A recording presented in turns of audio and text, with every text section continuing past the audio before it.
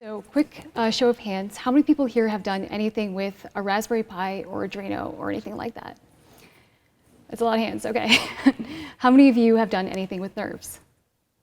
Cool, so not a lot of hands, great. That's exactly what I was looking for. Hopefully this won't be too boring for the rest of you. My name is Jacqueline Manzi. I work at a company called Mux. And at Mux, I work on Elixir on our API layer. I also write a lot of JavaScript and React for the front end. So I'm a full stack developer. I don't really find myself doing a lot of lower level things, and certainly not anything that might be considered embedded programming. So this talk is really just about how somebody like me who knows how to code and knows how to write Elixir can approach something as scary as NIFs. What is NIFs? Well, if you go to the official website, it'll say it's three things. It's a platform, it's a framework, and it's tooling. It's a really minimal version of Buildroot Linux that boosts directly to the beam. It's a framework, which is it's a bunch of libraries that allow you to write Elixir for embedded devices. And it provides really powerful command line tools that allow you to manage builds, update firmware, and configure devices, etc. Cool. So what you're saying is, I can write Elixir for embedded devices. Yes. Great. So how do we get started? Well, first, I would suggest picking a project. I would start out with something really simple and easy. I decided to go with a security camera because I thought it would be really easy to build. Also because my neighborhood is really interesting, and I should probably have one. So you've picked your project. Let's say you've gone with a security camera. Now you have to figure out what kind of board you're going to use. So this is a list of the officially supported boards for NIFs. You'll see there's a lot of Raspberry Pis and a lot of Beagle bones. All of these are great boards. Some of them are just older than others. Some of them are smaller and have fewer resources, like the Raspberry Pi Zero or the Pocket Beagle. You might choose those if you have a project that requires a really small chip. So how do you decide between the Raspberry Pi and the Beagle bone? From what I've read, I've only really experimented with the Raspberry Pi, but they're very similar boards. They were both designed and created to be learning devices. They're actually can be considered mini computers in the sense that they are capable of running fully functional operating systems. The real difference is that the Raspberry Pi is going to be a little bit cheaper than the BeagleBone. It's also considered more of like a media hub.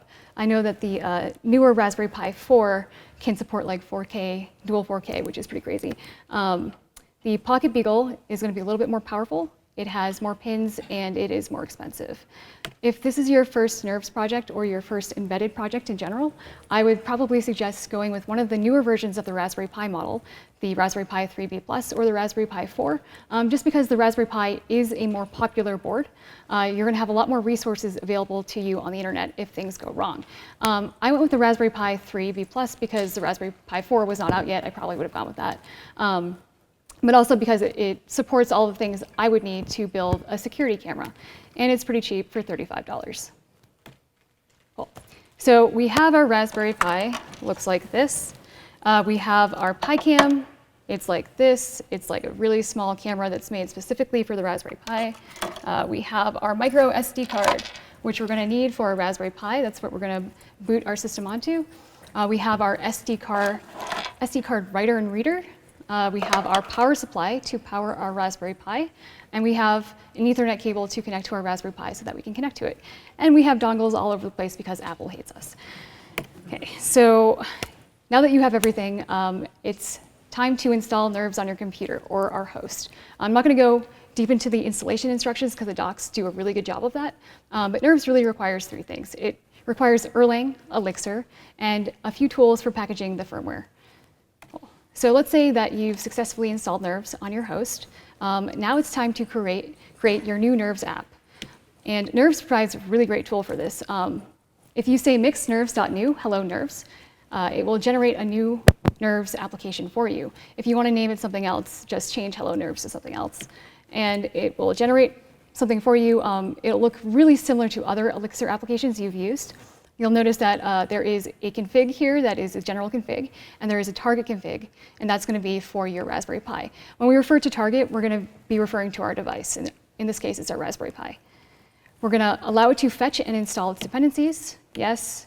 Everything was successful. Great. Cool. OK, so let's open up that target configuration. And you'll notice a section in here that is just talking about SSH keys. And this is really important because it's how we're going to be able to get into our target. So what this is doing is just looking in your default .ssh directory for your default keys, and it's going to bundle those up into your firmware so that you can authenticate your host to your target. If you want to generate your own SSH key specifically for your target, go ahead and do that, but remember to update it here. Great. The other important piece is how you're going to connect to your target, your Raspberry Pi. I went with wired Ethernet, so I'm going with ETH0, and the domain is going to be nerves.local, and the node name is going to be Pi. If you have another board, you can probably connect in other ways. The Raspberry Pi 3B+, you can do wired or wireless Ethernet. Great. OK, so we've successfully configured everything for our target. It's time now to build and burn the firmware to our SD card. What we're going to do is set our environment variable to be mixed target equals RPI3. If you have a different target, that's where you would put it there. Since I'm using RPI3, that's what I used. And then mixed firmware.burn. And what this is going to do is going to build and bundle our firmware and then burn it to our SD card. Cool. It's signifying that I have the right environment.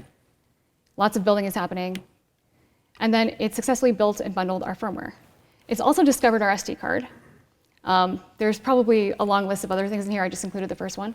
So yes, please burn to my SD card. Success. Yay. Wait a second. Do I need to do that every time I want to deploy new code? That seems pretty lame. Nope, just once, which is cool. So all I have to do is type mixedfirmware.genscript. That's going to generate an upload script that after I've done my original burn, I just need to say mixed firmware, which is going to bundle our firmware. And then when you upload, it's going to upload over SSH that new bundle with your new code directly to your Pi. OK, so now that we have our SD card burned, we're going to put it into our device. We're going to plug our power supply in. We're going to connect our Ethernet to our computer. And then we need to make sure that we are connected. We're just going to do a simple ping. So we're going to ping nerves.local. And if we get bytes back, we know that we have successfully connected to our device. Great. Now we know we can SSH in. So I'm going to SSH in to Pi, my node name, at nerves.local, the domain. And if everything's successful, we boot directly to IEX. We're in. Let's take a look around. Ooh, what's this toolshed thing? All right, I'm just going to show you for real. All right, so I am SSH'd into my device. I'm going to look at the help options for toolshed. A lot of these should seem pretty familiar to you. If config, we got ping, we can reboot. Apparently, we have uptime, we got tree. Ooh, weather. All right, let's check that out.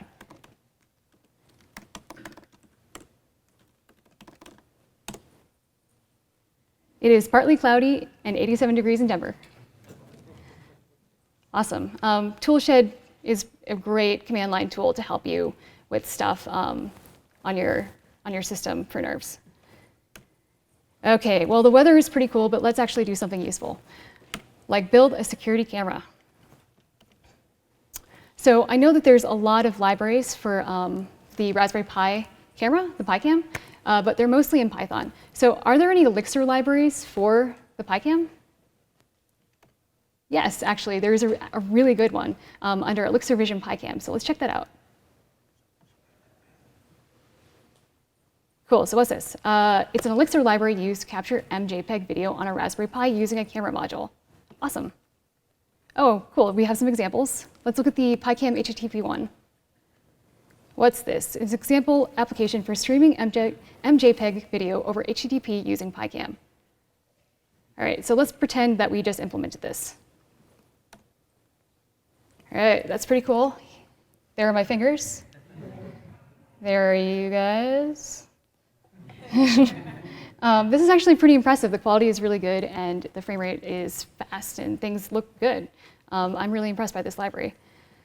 So back to our slides. So we implemented that example project. That's pretty neat. Do you think I could use this for basic motion detection? Well, let's see what it's doing. Inside of the streamer file, OK, cool. So what it's doing is it's taking a frame, which is a JPEG from the library, and then it's sending it to the browser so that there's a persistent TCP connection from the server to the browser, and then it's just sending these constant stream of JPEGs over chunked encoding to the browser. And so we get this really cool little fast JPEG stream here. OK, so what can we do with that, if anything? What if I compare the previous frame, that JPEG frame that I just showed you, to the current frame? And then look to see if there are any differences, and that might indicate motion. So I'm going to implement a really basic GenServer to do that. It's going to have a handle cast callback that's going to take a detect motion message, and it's also going to receive an image binary with it. That image binary is going to be that JPEG I just showed you. There's going to be a little bit of state that we're going to have in our GenServer. It's going to be the count value, which is just our binary image that we're going to convert into a list of numbers here, and then we're going to sum them all together, right? And that will be our count. And so the idea is that we're going to compare the current count to the previous count, to a percentage of that greater or less than, and if there is, we have motion, right? This seems really basic and simple, and it could never work. I'm pretty sure I need like OpenCV or something, right? So I'm going to use RingLogger, which is a really great logging tool for NIRVs. I'm going to attach to it. And so you notice that here I'm logging if I see movement with that count value. And let's see, what? I can't believe that worked.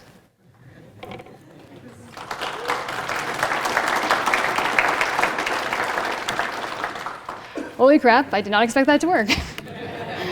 Well, that was cool, but what's cooler would be is if I can use that motion detection to start streaming video to the cloud, because it doesn't really matter if I'm JPEG streaming to my browser, right? Do you think I can do that with that constant stream of JPEGs? Well, I work at a video company, so I work with a bunch of video engineers. I don't know much about video myself, but I'll just ask them. Hey guys, can I live stream a bunch of JPEGs? Lots of laughter. LOL, no, use FFmpeg. Great. You could be like me and spend way too much time trying to prove them wrong. You truly cannot live stream JPEGs, just letting you know. So FFmpeg, is that on my NIRVs build? Well, as I mentioned before, NIRVs is a really lean, minimal version of the build root Linux, and probably does not have it, but let's find out. So system.find executable on my Pi, FFmpeg, nil. Yeah, no. OK, so this seemed really scary and daunting to me, building my own custom NIRV system. But once I started doing it and looking at the docs, it was actually pretty simple. And NIRVs provides you with really good tooling for this. So what you're going to do to create your own custom NIRV system off of an existing one, I'm going to create one off of my Raspberry Pi 3. You clone the existing NIRV system branch. And then you're going to need something like, you're going to need Docker or be on a Linux environment because we are going to be using build root. I did this both using Docker on my Mac OS X and on my Ubuntu machine. And both of them worked really well, and it was really easy to do. So if you have Docker installed, it's pretty easy. And another thing to note is that pulling the initial image, if you're using Docker, it might take some time, and then building it with build root is going to take around 30 minutes or so, depending on your build and your machine. I'm not going to go into all the details of building a custom NIRV system, but it's super simple, and I had a lot of fun doing it. So here's an example screenshot of what you will see when you are using build root to make your own system. It's going to give you a category of options to look through. And here's where you're going to look through all the stuff you want to include in your new build. You can actually also include some games. This is me including Chocolate Doom and then spending way too much time playing it and getting distracted. But what I really wanted was to go into target packages, into the audio and video application section, and find FFmpeg. I found it, selected it, included it with my build, and then went through all of the instructions to build my own custom nerve system. OK, let's pretend we all did that. Now, when we go back to our system, because we've now included our custom RPI3 system, and we're not using the one that is available through nerves, system.find executable FFmpeg. Hey, it's there. OK, so it's in our user bin directory. Great. OK, great. So we have FFmpeg on our build, but that is a command line tool that I can't really access within Elixir, right? Like, how do I do that? Well, how does the Elixir Vision library do it? They're using ports. Cool. What's a port? Well, a port is a mechanism to start operating system processes external to the Erlang VM and communicate with them via message passing. So you can actually create a new port process, and then it's going to manage the communication between that process that is living on your operating system. In our case, it's going to be FFmpeg. If we look at what they do in the Elixir Vision library in PyCam, this is a really well-written library, by the way. If you, I suggest going through it. It's just like, it's very nice. But what it's doing is has this function called spawn port, and it is finding the executable for Raspberry JPEGs, which is their library, and it is opening a port for that executable. And so they have a port that they also save to their state here, which I will show you later is very good for us. So let's try and do that.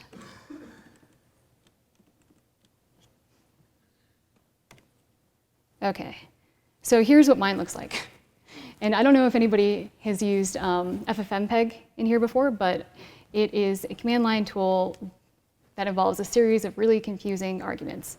And this is what mine ended up look like. And what it's doing is it's taking video straight from the board, and it's streaming it to an RTMP stream, live stream that I created. So I basically just followed what they did in the Elixir Vision PyCam library, and I'm spawning a new port for FFmpeg. All right, so let's get to what the code for that is going to look like. I'm going, in my GenServer that I showed you before, I'm going to create a callback, handle info callback, that takes the message, allows streaming. And all it's doing is updating my GenServer state to say stream allowed is true. And then this is the function I showed you previously, the handle cast one, where it's getting that detect motion message, and it's receiving that binary image. Before, we weren't doing anything with stream allowed, but now we are. And if stream is allowed in our state, what we're actually going to do is kill that PyCam process, the one that we were getting our JPEGs from. And the reason for that is you actually can't have two processes accessing the PyCam camera at the same time. So I can't have my FFmpeg streaming at the same time that the RaspberryPi PyCam library is getting those JPEGs. So that's the reasoning for me doing that stream allowed. Here's the kill PyCam function. And before I showed you in the PyCam library how it was really useful that they were exposing their port to us, because what I can do is find the PID of the PyCam camera, that's their GenServer, get that PID, and then get the state of it by saying sys.getState, which gives me that port. And then, and this is a little hacky, and I've had it work consistently for me, so I'm sure there are better ways to do this. But I'm going to hard kill that process. And the reason I'm doing that is because if you kill a port, it's not guaranteed that the operating system executable process is going to die with it. So I'm just going to hard kill it, and I'm going to find that operating system PID by that port. So I get it, and then I kill it, saying system.command kill-kill with that port PID. And then I'm going to send myself a message saying that it's time to spawn that RTMP FFmpeg port process. Here's that. So I'm going to log myself a message saying, attempting to open RTMP port. I'm also going to do something fun and send myself a text message using Twilio saying that movement was detected and my stream has started. And then I'm going to do spawn RTMP port, which is that function I showed you earlier with the really long FFmpeg command line arguments. And then since I don't want this to happen all the time, I'm just going to say stream allowed false. Cool. So if that all works, I should get a text message and see my live stream. So let's try that out for real. And I know it's a really bad idea to demo things live, but we're going to do it anyway. OK, so we're going to find the process, PID, and then we're going to send our GenServer a message to allow streaming. All right, so we should be allowing streaming now on movement. There it is, attempting to open an RTMP port. Did I get a text message? I did. Twilio says, your trial account says, movement was detected and your stream has started. Cool. And you'll notice here that the other process timed out because I killed it. I hard killed that PyCam port process. OK, let's see that live stream.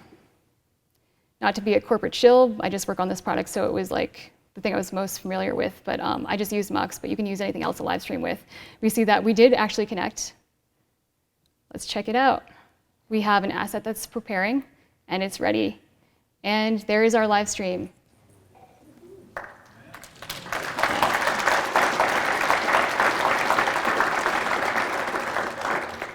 little bit of latency will catch up. Cool. OK, now I probably have a lot of time left. But I have more slides. OK, so wow, you made that look really easy. Did you have a hard time or make any mistakes? I had a really hard time, and I made a lot of mistakes. And a lot of it was just like really, I don't want to say stupid mistakes, but like things that seem stupid to me now. But there are no stupid mistakes, especially when you're first learning things. I lurked quite a bit on the Slack channel, the Elixir Slack channel for NIFs, and they are really great. The NIFs team, they're just full of really nice people that are there for you, and they really want to help you out. So I suggest if you are new to NIFs, hop on the Slack channel, hop on the NIFs Slack channel, and ask questions, because they're going to be there. I made a really silly, bad mistake that I can laugh about now, but at the time it wasn't that funny. I was fooling around with NIFs and GenServers. I was actually going to include that in my talk, but yeah. It was my work machine too. It's fine, it's fine. I was going to include the NIFs and GenServer thing in my talk, but that became a little bit more complicated, and I wanted this to be more like a beginner-friendly talk. So when I was messing around with NIFs, I was creating makefiles, and I was like commenting out a bunch of stuff. And I went to go make food or something. I came back and ran my project, which of course ran the makefile. And in that makefile, the only rule that was uncommented was clean rm-rf prefix /star, and prefix was also commented out. So I deleted all of my applications. Luckily, I stopped it in time, so it was just my applications. It's fine. Anyway, that is the talk. Come find me if you want to chat more about Elixir or video games or anything at all. Check out that Slack channel, and you can send me a message on Twitter. My handle is CryptoPattern, which 2011 me thought was a great handle. Not so much now me. It's like a bad tattoo. That's it. Thanks, guys.